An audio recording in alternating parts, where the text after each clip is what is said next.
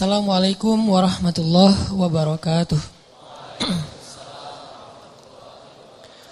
Alhamdulillahilladzi hadana lihada wa ma kunna linahtadiya laula an hadanallah. Asyhadu an la ilaha illallah wahdahu la syarikalah wa asyhadu anna Muhammadan abduhu wa rasuluhu la nabiyya ba'dah. Radina billahi rabba wa bi Muhammadin nabiyya wa bil islami dina. Allahumma salli wa sallim wa barik ala sayyidina Muhammadin wa ala alihi wa sahbihi ajma'in. Rabbi syrah li sadri wa yassir li amri wahlul 'uqdatan min lisani yafqahu qawli. Teman-teman yang dirahmati Allah Subhanahu wa taala, pertama-tama bersyukur kita kepada Allah atas nikmat diberikan keistiqomahan sampai hari ini. Karena Allah lah yang membolak-balikan hati setiap hambanya.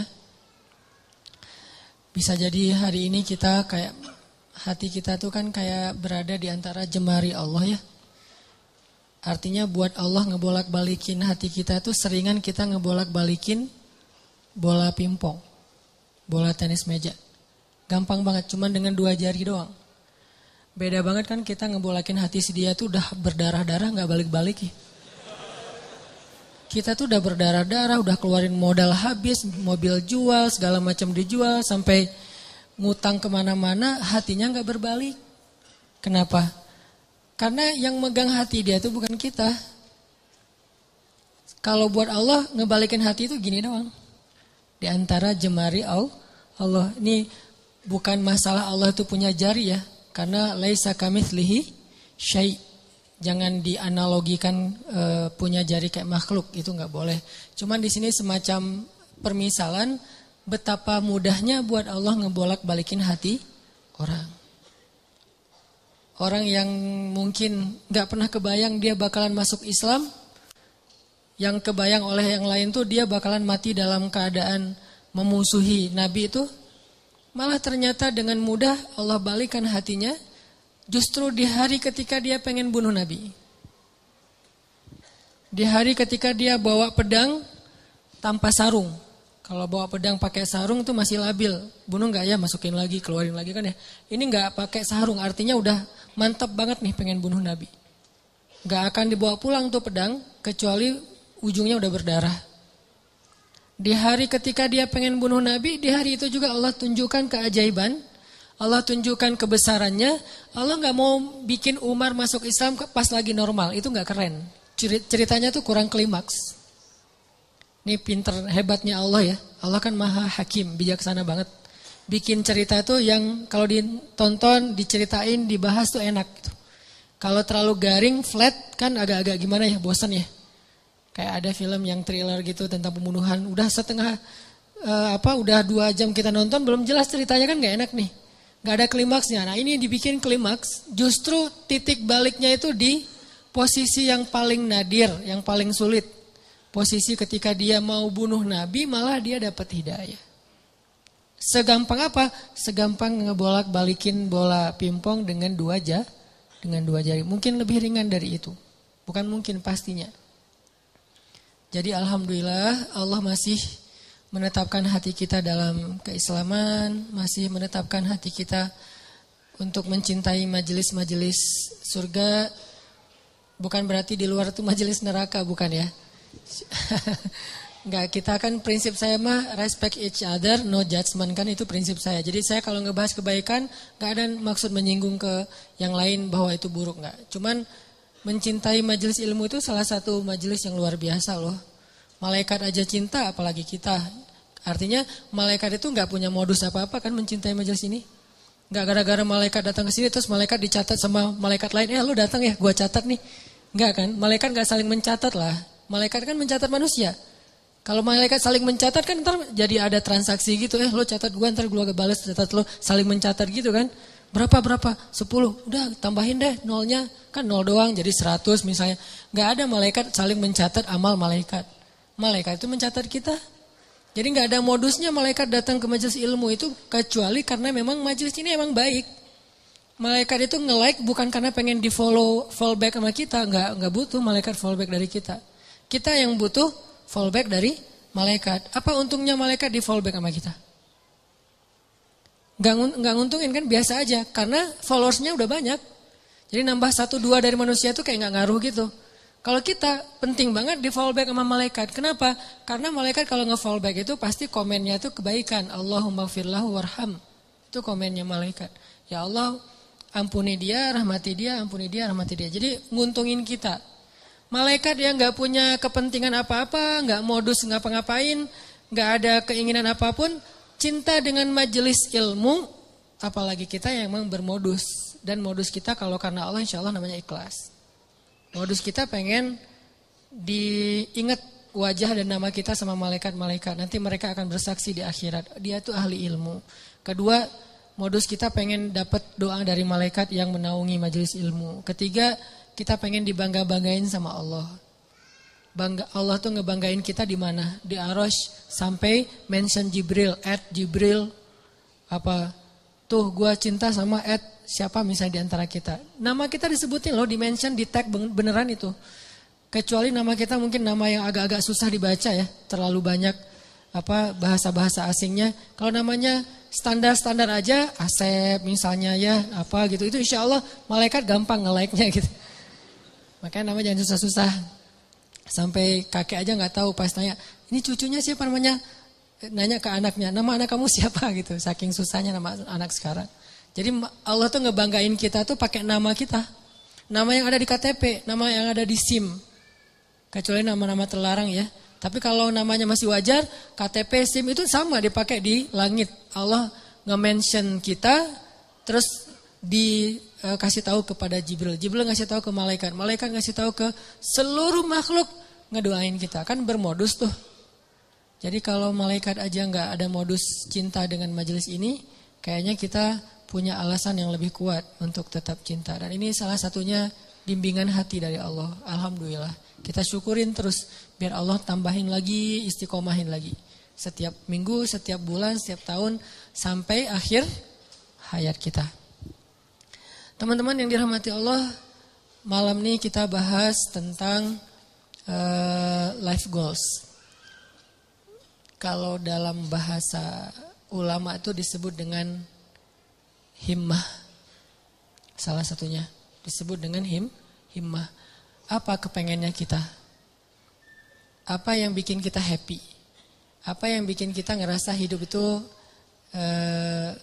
meaningful, bermakna? Ini namanya himmah.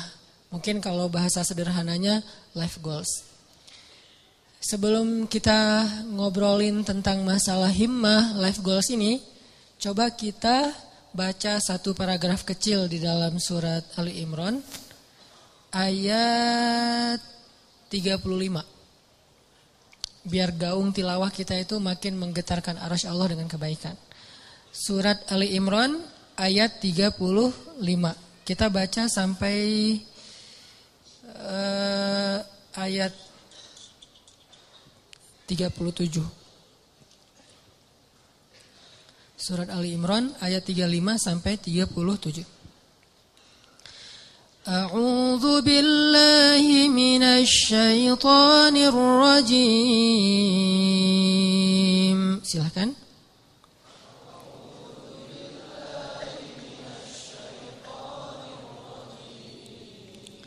Bismillahirrahmanirrahim.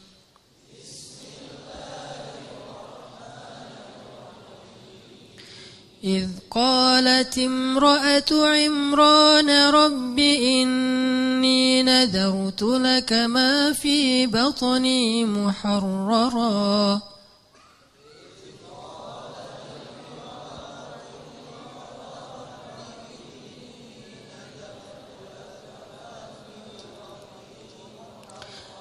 فتقبل مني إنك أنت السميع العليم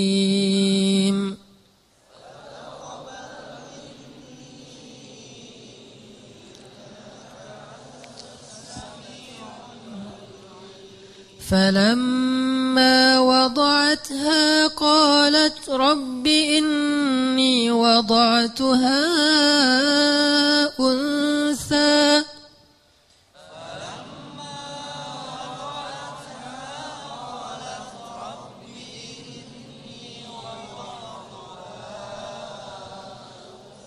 والله أعلم بما وضعت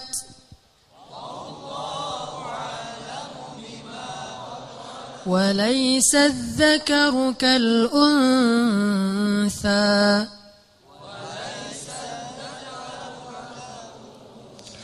وإني سميتها مريم وإني أعيذها بك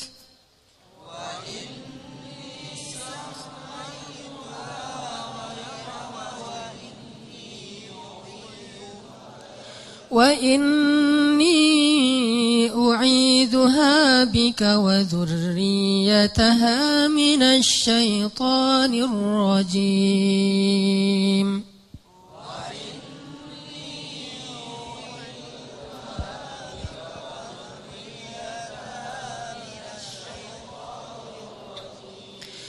فتقبلها ربها بقبول حسن وأنبتها نباتا حسنا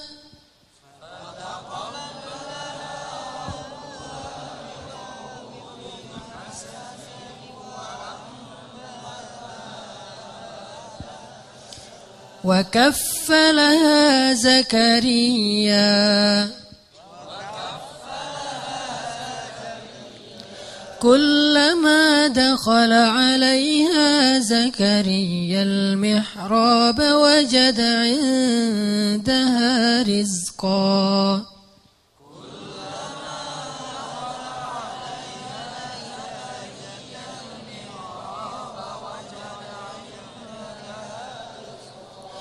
قال يا مريم أنى لك هذا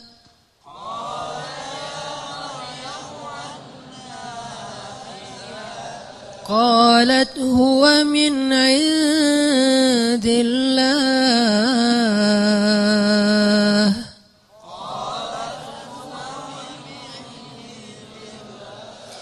إن الله يرزق من يشاء بغير حساب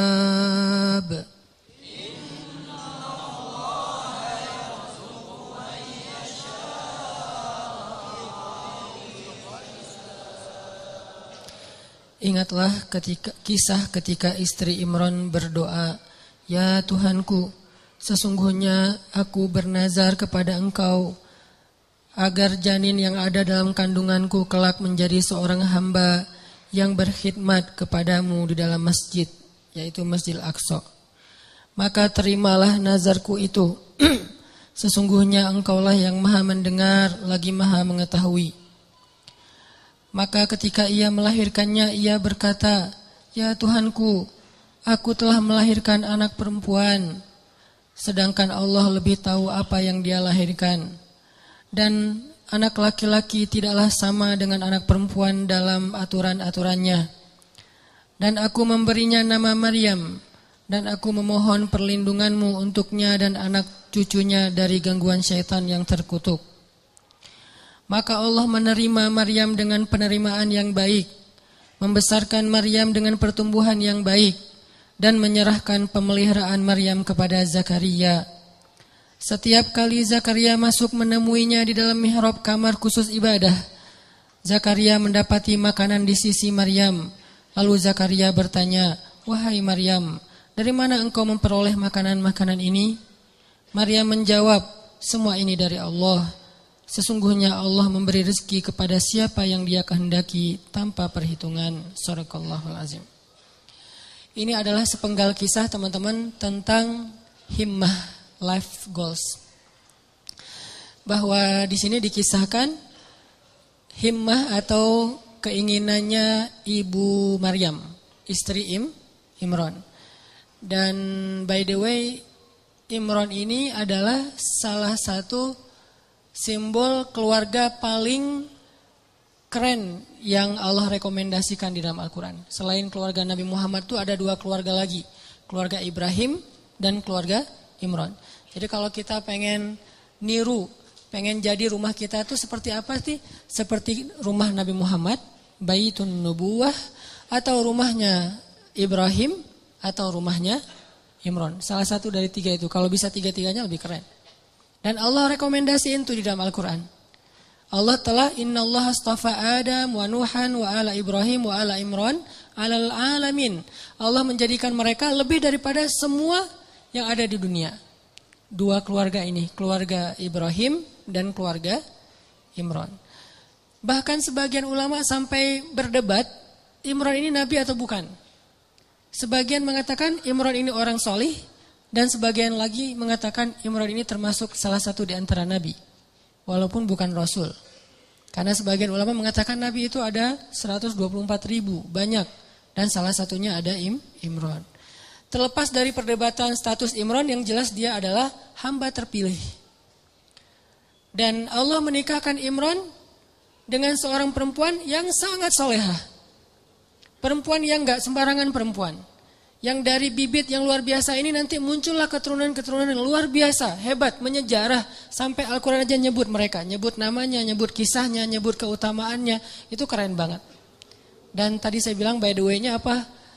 Istri Imran itu adalah adik kakak dengan istri Zakaria. Jadi Imran sama Zakaria apaan? Ipar ya. Karena istri Imran itu adik kakak sama istri Zakaria. Jadi Imran, Zakaria ini orang-orang soleh semua. Yang tinggal di Palestina atau tinggal di dekat Masjid Al-Aqsa. Lama Imran gak punya anak, lama Zakaria juga gak punya anak. Dua-duanya gak punya anak nih. Imran gak punya anak sampai usia tua.